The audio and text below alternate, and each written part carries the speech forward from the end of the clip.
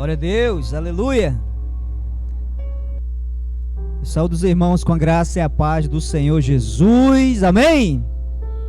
Aleluia, que alegria, que bom poder estar aqui com vocês mais uma vez, para juntos desfrutarmos aqui do Evangelho, dessa alegria toda.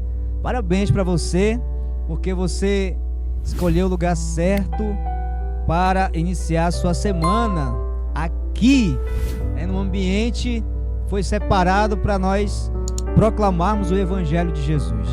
E nós temos como prioridade esse Evangelho, sempre pregar o Evangelho, porque o Evangelho de Deus é o único que pode mudar uma pessoa. Então nós priorizamos esse ensino. E hoje não vai ser diferente. Hoje um tema que talvez no início vamos ver se você vai sair da pegadinha, que eu vou falar daqui a pouco. Mas depois você vai concordar. Porque tudo nos leva hoje a viver, a ter um modo de vida que tem que demonstrar que nós estamos entendendo aquilo que nós estamos ouvindo. Proclamando esse Evangelho, ele precisa fazer efeito na vida das pessoas.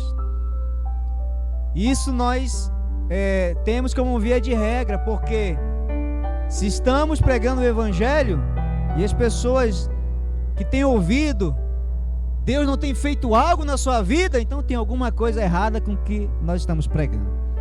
Mas o que nós ouvimos é diferente. As pessoas falarem que realmente tem mudado a sua vida, sua família, seu casamento, os seus empreendimentos, porque tem passado a crer de uma forma diferente na Bíblia, depois de ouvir o Evangelho de Jesus. Então, se você colocar em prática realmente o que está sendo ensinado, pode ter certeza que você vai ter muitos testemunhos para contar de bênção, de vitória, porque o Senhor garante isso para a nossa vida. Amém, irmãos? Aleluia! Hoje também queria enfatizar algo importante, principalmente para a minha vida, creio que também para a vida da igreja, porque fazemos parte dela. Talvez você já viu aí nas redes sociais, estou comemorando junto com minha esposa 10 anos de casados. Aleluia! E se eu gaguejar, é porque não consigo mais falar nada, porque eu me lembro, irmão, dela passava nessa rua e aquele cabelinho amarrado aqui. Aleluia! Eu disse, essa mulher, naquela época, uma menina, e eu também jovem, eu ainda sou jovem, né? O que são 30 e poucos anos, 30 e mais alguns 20 anos na frente, o que são? Enfim, e nós chegamos aqui, isso gostaria também que você levasse como algo para sua vida. Um relacionamento não são só sorrisos, existem muitos desafios, não é verdade, irmão? Você que é casado, quantos são casados aqui? Levante sua mão, a mão do coração. Isso, fale aí, esfregue essa aliança aqui, ó, olha aqui. Pois é, porque nós precisamos, após dizer sim, você disse sim, disse ou não disse? Até que a morte os separe, na doença, na saúde, na alegria, na tristeza, com dinheiro, sem dinheiro. Não, pastor, isso aí não, sim. Se não tem que passar junto, porque com Cristo, a Bíblia diz que é o que crê, todas as coisas são possíveis àquele que crê. Então, você santifica sua esposa santifica você, e vocês, os vossos filhos. Então isso é muito maravilhoso, irmão. Sou grato a Deus pela vida da minha esposa, pelo que nós temos vivido, pelo fruto e a herança que o Senhor nos deu, chamado Levi. Um menino que tem trazido alegria para a nossa vida, que Deus tem feito na vida dele, porque a gente observa Deus falando através dele também para nós. Então eu só tenho a agradecer ao Senhor e agradecer à igreja, porque tem também nos honrado. E eu até digo, nós não somos nem merecedores, e os irmãos têm nos acolhido nessa igreja. Muita gratidão, irmãos, também pela vida de vocês, tá bom? Somos gratos eternamente pela vida de cada um de vocês, dos pastores, os líderes, cada discípulo. Nós só temos a agradecer. Olha, a Rayanda não era desse tamanho, estou vendo ela crescer. Daqui a pouco, sucesso, emprego, ou então, porque eu profetizo logo que a pessoa vai ter a sua empresa, em nome de Jesus. Não é verdade, irmãos? Fala pro teu irmão, olha você, eu quero ver você com a sua empresa. Fale aí, fale aí. Isso. Só não fala pra ela sair do trabalho agora não, calma. Porque às vezes a gente se empolga, né? Não, sai do teu trabalho logo. Não, calma. Tá juntando dinheiro para montar sua empresa, em nome de Jesus. Então, gratidão, igreja do Senhor, por compartilhar, né, ser parte dessa história de 10 anos de casado que eu tenho com a minha esposa, pastora Vilma. Eu te amo, meu amor, demais. Meu coração por ti gela, gela muito. O que você entendeu? Tá bom? Aleluia! E agora vem pregar, vamos lá. Queridos irmãos, essa introdução também já serve para eu falar algo para você. Por exemplo, olha só, quantos não são casados aqui? Tem alguém que não é casado aqui? Olha aí, ó. Poucas pessoas, né? Mas você sabia que você é casado? Você é casado. Você vai saber hoje que você é casado, Mandirene. É. Já pegou aí? Porque um dia alguém casou com você. Casou por amor. Isso é forte demais. Olhou para você, olhou para mim e viu uma pessoa com vários defeitos, como eu, como você, mas olhou e se apaixonou por você e por mim e disse: é a minha esposa e vou casar com ela. E casou. A Bíblia declara que nós casamos com ele, o esposo, o noivo, e hoje somos casados. Então, essa é a primeira coisa nessa mensagem que nós precisamos entender. Nós já somos casados e nós temos uma aliança com esse esposo, e nós temos que honrar essa aliança. E o ponto que eu quero chegar com você, entendendo que você já foi pedido em casamento pelo próprio Deus, o esposo, falar para você que ele fez isso para salvar a sua vida de algo que nós, como esposa, um dia declaramos, talvez sem entender o que estávamos declarando. E quando eu falo nós, e quando eu falo que nós estávamos declarando algo, eu estou falando do início da história da igreja. Você vai já entender o que eu quero dizer. Um dia, num monte chamado Monte Sinai, está na Bíblia, quando o povo saiu do Egito, que aquilo ali também faz parte da nossa história. Saiu do Egito, atravessou o mar. Lembra, você conhece, né, nas histórias bíblicas, Faraó atrás do povo, Deus abriu o mar, fez o povo passar, chegou até o Monte Sinai, ali houve uma idolatria, e Moisés sobe ao Monte Sinai para buscar o que? Alguém sabe? Os mandamentos da lei.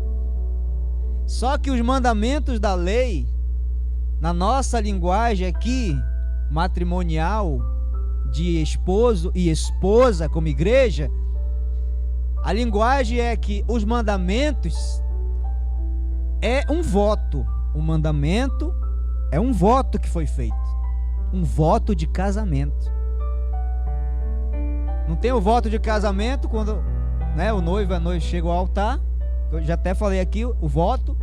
E aí o esposo e a esposa vai dizendo: sim, aceita fulano e tal, aceita fulano, sim, na alegria, sim, sim. E nós um dia, os nossos antepassados, mais especificamente falando, o povo de Israel, aqueles que eram escolhidos de Deus, que são escolhidos de Deus, eles falaram sim também para o noivo. Quando Deus entregou as tábuas da lei, a aliança, que era a aliança mosaica, entregue por Moisés, na verdade Deus estava entregando ali um voto, e o povo disse: tudo o que o Senhor falar, nós o faremos. O que o Senhor mandar para a gente aí, pode ter certeza que nós vamos cumprir. Só que eles não sabiam o que estavam falando. Então, naquele momento ali, foi feito um casamento, um voto. E a lei diz que se uma mulher faz um voto, a esposa faz um voto, esse voto persegue essa mulher. Ela está presa a esse voto. A igreja estava presa ao voto feito para com Deus, que era o quê? Cumprir os mandamentos. Porque só cumprindo os mandamentos nós seríamos salvos. Só que a verdade é que ninguém conseguiu cumprir os mandamentos. Até hoje ninguém consegue. É bíblico. Eis a razão de Deus ter enviado seu filho para cumprir. Mas eu vou chegar lá. O que eu quero que você entenda é que nós somos a esposa. E um dia Deus olhou para nós porque nós falamos que nós iríamos cumprir o voto feito por Deus. Então o que Deus fez? Deus casou com a igreja.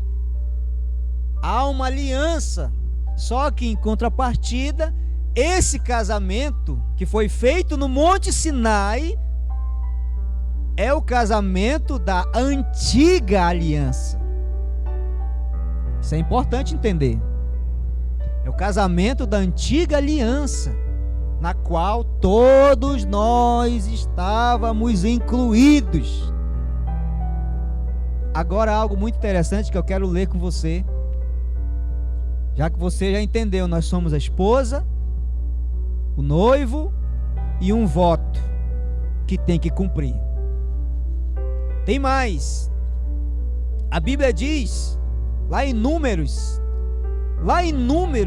explica essa questão do voto, como ele funciona. E isso, olha que isso foi muitos anos atrás que foram escritos, mas vale até hoje. Você vai entender a questão do voto. Números capítulo 30, versículo 2, que é quando uma mulher faz um voto. Olha como era na lei, na antiga aliança. Diz assim, ó: se uma pessoa fizer um voto ao Senhor, ou obrigar-se por juramento a cumprir uma promessa formal, não poderá violar sua palavra empenhada. Tudo aquilo que for prometido por sua boca, assim deverá ser. Fala para o seu irmão, tem que executar. Agora fala com vida, tem que executar o voto feito. E agora? Não é isso que diz? Se uma pessoa fizer o voto ao Senhor, se obriga a cumprir. Tem que cumprir. O que Israel fez no Monte Sinai? Moisés disse: eu vou subir ao monte, não sei o que vai acontecer, Não, Moisés, o que acontecer, o voto que for para fazer, a lei que for para cumprir, pode deixar que nós vamos cumprir. Então eles foram soberbos nessa hora. A noiva não sabia o que estava falando. E a Bíblia diz que se fizer um voto, é obrigado a cumprir, porque foi feito perante o Senhor. Israel disse: nós vamos cumprir. Opa, foi amarrado ao voto. Só que Deus olhou e fez o quê? Casou com a noiva. Por que Deus fez isso? Tanto que é chamado antiga aliança. Se tem aliança, tem casamento, tem matrimônio. Se há uma aliança, é porque houve um casamento. Então, se há uma antiga aliança, houve um casamento entre a noiva e o noivo, o esposo. Agora olha só, irmãos, já lemos aqui que o voto precisa ser cumprido. Então o que aconteceu aí? Aconteceu que a Bíblia diz que enquanto a mulher viver, ela está obrigada a cumprir o voto. Enquanto ela viver. Em outra ótica, olhando a questão do esposo da antiga aliança, o esposo seria a lei. O esposo, lei, maltrata da esposa, porque ela só cobra, o esposo só cobra. Orou hoje, não orou hoje, está em falha. Leu sua Bíblia hoje? Não? Ah, então, você está pedindo o que de Deus? Não vai vir, você não está lendo sua Bíblia. O esposo da antiga aliança só cobra, cobrança. Tanto que Paulo diz que a lei mata, mas o Espírito vivifica, não é isso?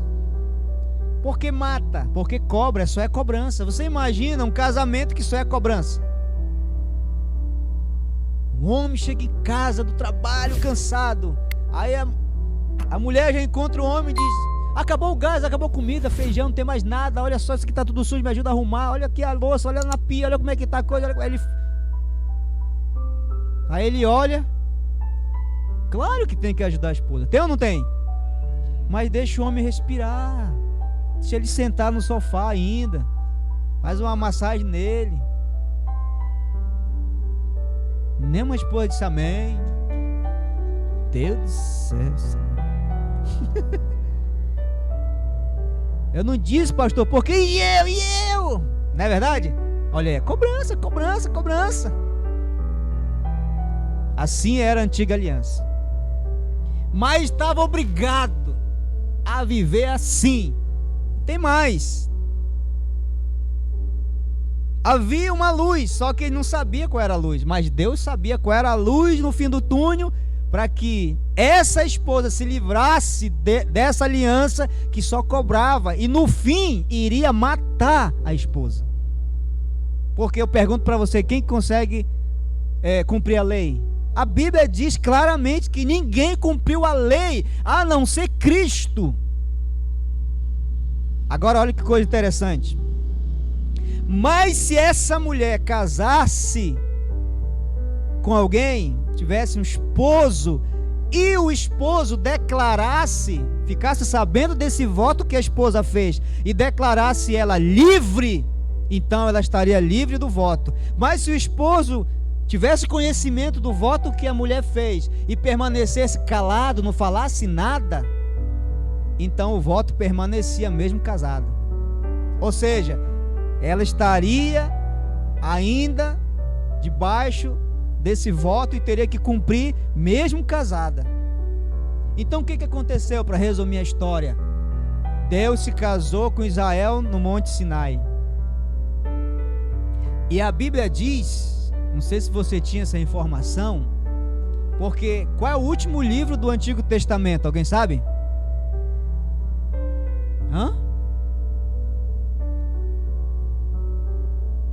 Jeroboão? Não. Malaquias. Fala pro teu irmão, Malaquias. Não esquece mais, fala para ele. Estou falando só para ele acordar. Malaquias. E qual é o primeiro livro do Novo Testamento? Isso você sabe. Aí eu pergunto para você, entre Malaquias e Mateus, quantos anos? Porque tem uma página em branco ali. Se na sua Bíblia não tem, tiraram. Mas tem uma página em branco que divide o Antigo e o Novo Testamento. Aquela página também fala alguma coisa pra gente, mesmo sem nada. Sabe o que fala? Aquela página significa 400 anos de silêncio de Deus. Deus termina o Antigo Testamento falando ao povo por Malaquias, irado, indignado com a noiva, com a esposa. Só que mesmo assim, ele permanece calado por 400 anos. E a Bíblia diz, olha só coisa interessante, está no mesmo capítulo 30 de Números, versículos 7 e 8. Olha aqui, olha o que diz. E seu marido tomar conhecimento, mas nada lhe falar ou disser, no dia em que ficar sabendo, então seus votos ou compromissos pelos quais se obrigou permanecerão válidos. Se o esposo ficar calado, os votos permanecem válidos. E é necessário lhe será cumprir plenamente a palavra empenhada. 8. Contudo, se no dia em que ficar sabendo desse fato, seu marido lhe fizer oposição, proibindo-a de cumprir o prometido, então o voto é declarado nulo e não precisará cumprir o compromisso firmado ou a promessa precipitada. O Senhor a perdoará. Ou seja, quem casou com a igreja? Deus. A Bíblia diz que Deus estava em Cristo, fazendo o quê? Reconciliando o mundo para com Ele. Ele casou, veio, só que aí existe uma história diferente, porque se antes era a antiga aliança, agora nós vivemos em que aliança, irmãos? Nova aliança. Então, para você entender o que nós lemos aqui, se o esposo tomasse conhecimento do voto e ficasse calado, a mulher ainda tinha que cumprir o voto, porque o esposo ficou calado, não falou nada.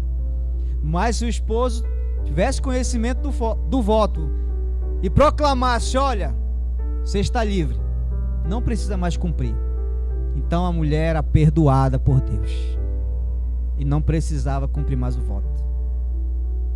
Eu pergunto para você, o que Deus fez conosco? Que um dia Ele casou conosco. Só que a aliança que foi feita foi da lei. Se foi feita a aliança da lei, o que dizia ali? A aliança a antiga aliança do Antigo Testamento, que tinha que cumprir.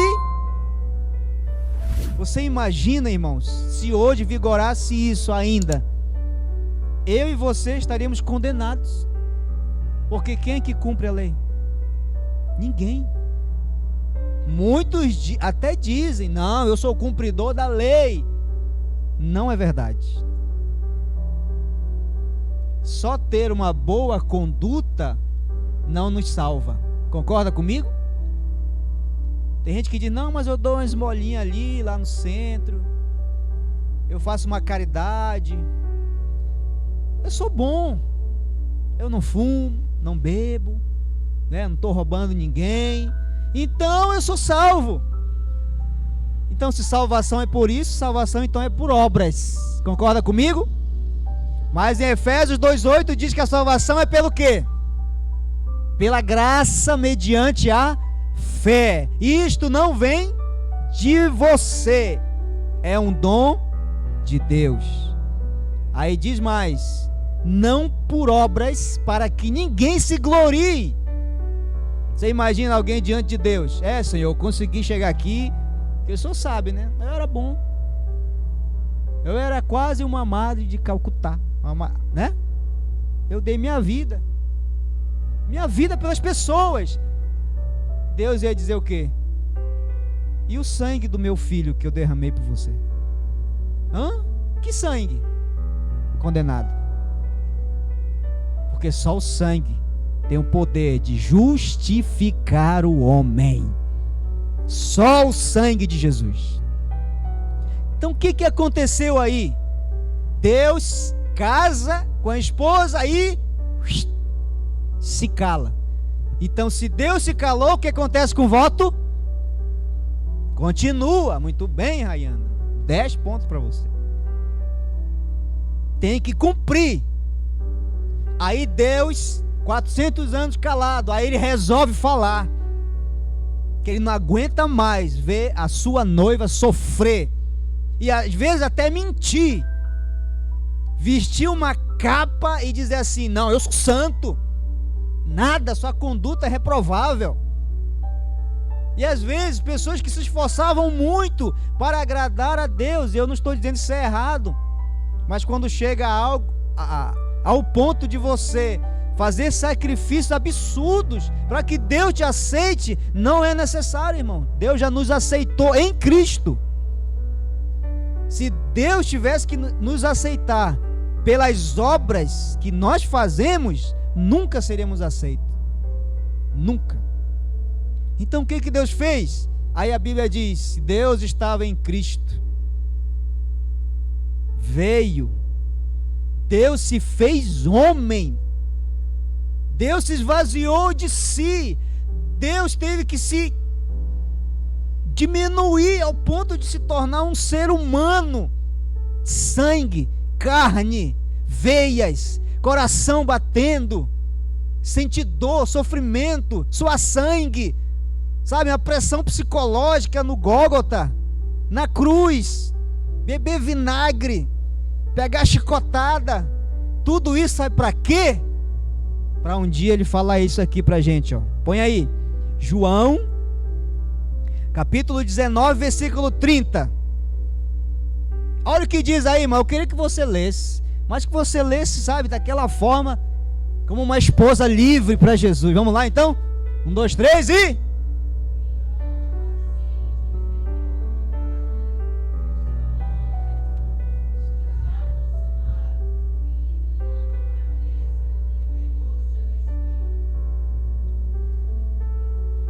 Você tem noção do que você leu? 400 anos calado. O voto vigora. Um dia ele vem, passa toda a humilhação que passou por nós, e ele pega e diz: agora uma nova aliança que foi prometida começa hoje. E ele exclamou na cruz: está consumado! Não é preciso mais cumprir voto algum, eu cumpri por vocês.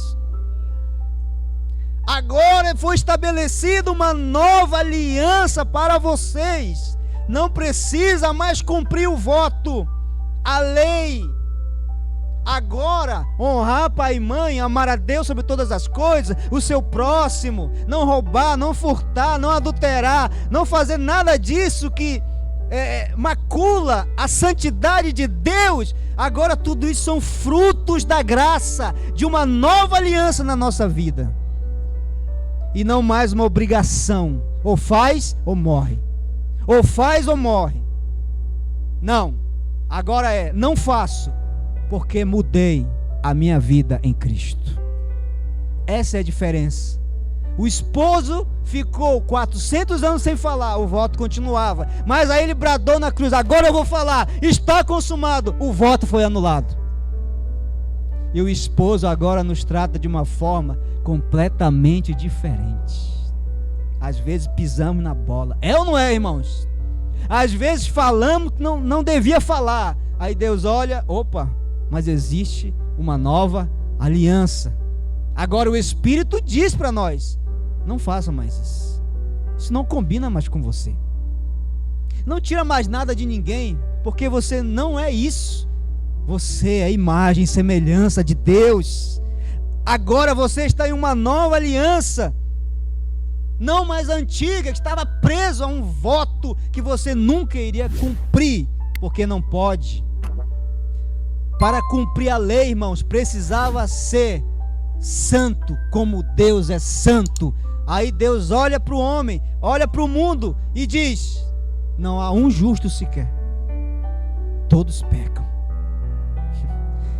Meu Deus, quero que você entenda isso. Ninguém conseguia cumprir, porque precisava ser muito santo, santo para cumprir a lei. Não havia na terra. Então Deus fez o quê? Eu vou lá, porque só eu sou 3 vezes santo. Então eu vou lá, vou morrer por eles, e vou quebrar o meu silêncio, e vou dizer para eles: olha, está declarado. Agora, como disse Paulo, eu chamo vocês, eu conclamo vocês, para quê? Para a liberdade. Porque foi para a liberdade que eu vos chamei. Sejam livres. E agora aqui a gente não fica com medo. Meu Deus, será que eu vou perder esse? Será que isso aqui vai sair? Será que... Não, vocês são livres. Se você está hoje aqui, porque você é livre. Livre não pelo pastor, pelo esposo que veio mesmo sem nós merecermos. Estávamos em rebeldia, estávamos no lamaçal, presos. Eu amo quando a Bíblia diz: e Ele entregou por nós, sendo nós ainda pecadores, escravos do pecado, mas Ele entregou, não levando em consideração as nossas transgressões. Meu Deus, que Deus é esse que nos ama tanto? Se chama nova aliança. O voto foi anulado. Aleluia. E eu vou encerrar com uma coisa que eu ainda não falei. A mulher foi livre do voto. Culpa não havia mais sobre ela. Não existe mais culpa sobre nós. Romanos 8:1. Nenhuma condenação há para aqueles que estão em Cristo Jesus. Não há mais. Mas eu pergunto para você: Deus é justo ou não é? Sim ou não? Se Deus é justo, Ele precisa punir o pecado. Punir como? Em alguém. Alguém vai pagar a conta. Nós que estamos em Cristo não vamos mais pagar a conta, porque a Bíblia diz que o escrito de dívida que era contra nós foi cravado na cruz. Está tudo pago. Mas quem pagou? Quem pagou, irmão? Olha o que diz Números, o mesmo capítulo 30, versículo 15. Olha o que acontece quando o esposo assume, brada e diz: você está livre do voto. Diz assim, ó: se contudo o marido os anular algum tempo depois de ouvi-los, ele sofrerá todas as consequências que seriam devidas por parte da sua... Você ainda está aí? Da sua... Quem que pagou? O esposo é que pagou a conta. Quem era para estar pendurado na cruz éramos nós. Ele não fez nada, nós fizemos tudo errado. As chibatadas eram para as minhas costas. Eu fiz muita coisa errada, ele não fez nada. Eu deveria cumprir a lei, não conseguia. Pelo contrário, eu abominava a lei, não queria saber de lei nenhuma. Mas ele veio e cumpriu. E bradou. Quando ele bradou, as consequências que eram para a mulher caíram sobre ele. e pelas suas pisaduras fomos curados.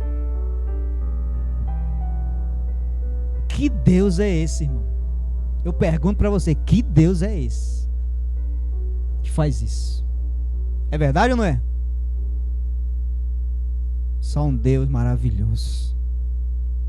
Eu pergunto para você, irmãos, preste atenção no que eu vou falar. Deus, o esposo, ele merece a sua dedicação a ele? Sim ou não?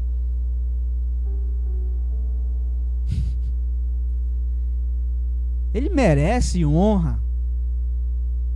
Ele merece que nós nos empenhemos na sua causa. Eu digo uma coisa para você: a nossa vida, a minha família, ela já foi doada para o reino de Deus. A gente não vive mais para nós, porque seria a única forma de pelo menos dizer: gratidão, Senhor, está aqui minha vida, está aqui minha família, minha esposa, meu filho, meu tempo dedicado ao Senhor, mesmo com todas as nossas falhas. Está aqui. E o que o Senhor tem feito aqui é só por causa dele e apesar de nós. Por causa dele e apesar de nós, porque somos falhos. Dedique-se mais para Deus, porque ele te livrou de condenação. Claro que isso é para nós conhecermos a história para chegarmos até hoje aqui. Mas é lógico que nós servimos a Deus não com medo do inferno. É verdade ou não é? Mesmo porque o inferno não tem poder sobre nós mais. Agora somos livres. Você sim pode bater no peito e falar: eu sou livre de verdade. Se pois o Filho vos libertar, se pois o esposo, o noivo vos libertar, verdadeiramente sereis livres. Livres do voto, livres da condenação. Olha que maravilha. Parabéns para você. Pastor, e eu que não entreguei minha vida a Jesus? Eu pergunto para você, o que está faltando? Não é verdade, irmãos? O que está faltando? É porque esse negócio de igreja não é muito comigo. Mas Cristo não te convida para um negócio de igreja. Ele te convida para uma mudança total de vida, de conduta. É tristeza para lá e alegria que está entrando, bênção, herança. É isso que Deus proporciona. E por fim, ele quando fala de salvação, ele está te convidando para andar em um novo e vivo caminho. Que caminho é esse? Você vai provar. Você vai ver o quanto Deus é bom. Você vai ver o quanto nós somos atendidos por Deus. Agora não existe mais paredes. Agora não existe mais sumo sacerdote como era na antiga aliança para falar com Deus. Quem que falava das tribos? Ninguém. Eles vinham entregar sacrifício aos pés do sacerdote, o sacerdote que falava com Deus. E agora o véu se rasgou de cima a baixo. Pensa aí numa cortina de 10 centímetros. Você já viu? Cortina é fininha, né? O vento até balança, né, Renildo? Pois é, a do templo era assim, ó. Praticamente uns 10 centímetros de grossura, espessura. Jesus bradou: está consumado! Aí aquela cortina grossa rasgou de cima a baixo, só com a voz de Jesus. O que significa? Significa duas coisas: que o corpo dele foi rasgado para que o nosso seja curado. O que significa mais? Que foi aberto um novo caminho para Deus, sem sacerdote. É você que vai lá e conversa com ele, senta no colo dele, põe tua cabeça no peito dele, ouve o coração dele, fala com ele, chora com ele e ele te atende. Isso é nova aliança. Pastor, ore por mim, porque senão... Eu oro com todo amor e carinho.